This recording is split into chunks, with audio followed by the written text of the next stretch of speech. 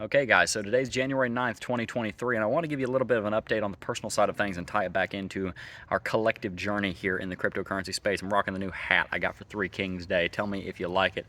I really do.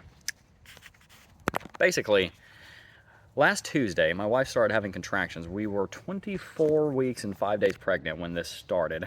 And essentially, what a contraction is it is a labor pain. It essentially means that a woman is about to give birth. So she had 4 contractions in the span of an hour, meaning one every 15 minutes. That's not a good thing at 24 weeks because the last thing you want at 24 weeks is for your baby to come, because if they come, they're going to weigh under 2 pounds and they're going to have to be in something called a neonatal intensive care unit for about 3 months, which is essentially a womb out here in the world. It's an incubator for a human being, and it drastically increases the chance of infant mortality, of long-term health side effects, two of the most common ones being asthma and cerebral palsy, and learning disabilities, cognitive disabilities, behavioral issues, whatever it may be. All of the chances of those things go up if you have a child born that early. So we're 25 weeks and 4 days now. We'll be 26 weeks on Thursday. So the chance of survival is going up. It's well into the 80s, 80 percentile region right now. But basically, yeah, Sarah's been contracting way more than she should be, almost 200 times a day. And now we're both sick too. She's had a fever.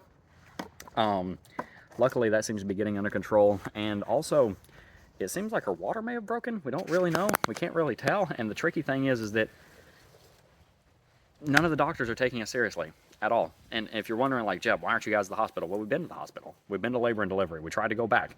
We've been to the OB. We've been to our own personal doctor. And our own doctors that we go to, our doctor, and then one of the nurses there took us pretty seriously. But ultimately, they helped as much as they could. But all the people that would actually be able to be of a lot of assistance are not helping us a whole lot right now. So we basically have one of three scenarios that are going to play out here, and two of them are pretty rough. Either one, our daughter's going to be born at any point in the next couple of days, and I'm going to be a dad, which I've been a dad for 25 weeks and 5 days.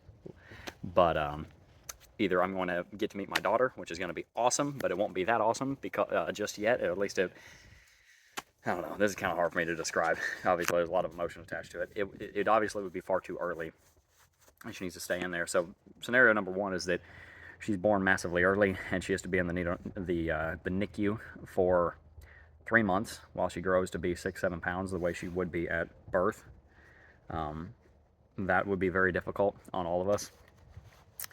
The second scenario is that we just have to deal with labor pains and potentially not having any idea when Sarah's water breaks, so having absolutely zero warning, and then all of a sudden, boom, the baby tries to come, and we've got like 10 minutes to get to the hospital, or we're delivering a baby in a car, and considering the baby's supposed to be in the NICU if they're born this early, that's not a good thing at all. And the third scenario is, and this is what we're praying for, God does a miracle, and the labor pains and the confusing symptoms of everything go away, and Sarah's pain goes away, and she's able to not be on bed rest. Right now, she can't walk around more than a couple of minutes. Like, she's literally standing up for 10 minutes and then sitting down for a few hours right now, and in a lot of pain. And like I said, we are both sick. So it's been a difficult week and a half. It's been a very difficult week and a half, actually.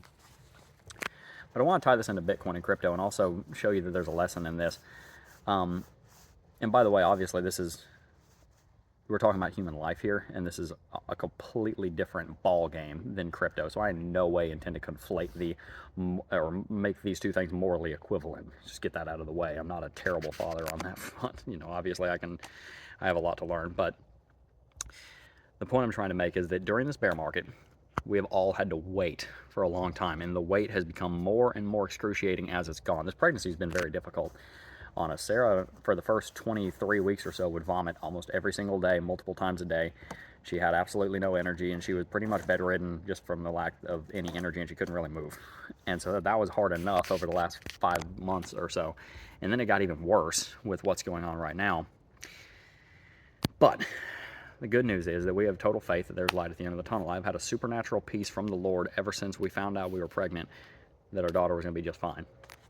I think that she will be delivered at term and not early, but we'll see, because we really don't know right now. But I've had a supernatural peace from God that she's going to be okay, and I really hope that I'm understanding that right, because I could be off base, but that's been my understanding of it. And I also have a lot of peace that we're going to end up seeing another rally in Bitcoin over the next 2 to 3 years. The point is, there's a light at the end of both of these tunnels, but two things are tricky. Number one, we don't know how long the tunnel is, and number two, when we see that light, we don't really know if it's a train, because it's possible that it is. So what we have to really practice right now is our endurance. What we really have to practice right now is our patience. What we really have to practice right now is leaning on God and trusting in Him, because He has a blessing waiting for us. And most importantly, we also have to realize that we were not put on this earth to receive blessings by God. We were put on this earth to serve and glorify God. We are not the ultimate purpose of our own life. Serving Him is. It's not all about us. It's not all about our comfort. It's not all about our joy. It's not all about our entertainment. It's about living out the God-given purpose that each one of us was born with and that each one of us has been given.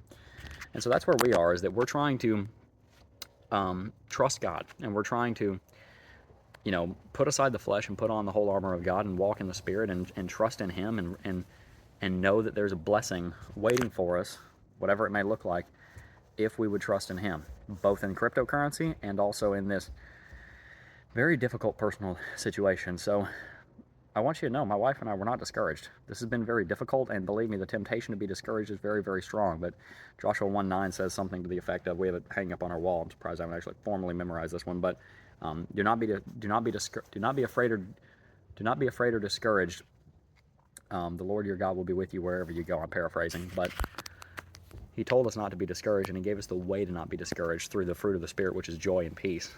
And He gave us that on the cross. And so, if you're in a situation like we are with crypto, and also with this situation with our daughter, who we love dearly, and we are very excited to meet, but we can wait to meet, and we hope we have to wait at least 3 months so that she comes out at the right time. If you're in a discouraging season, just know there's a God that cares. And He's also given you everything you need for life and godliness, and He's given you everything you need to have peace and joy during the storm. I'll leave you with this.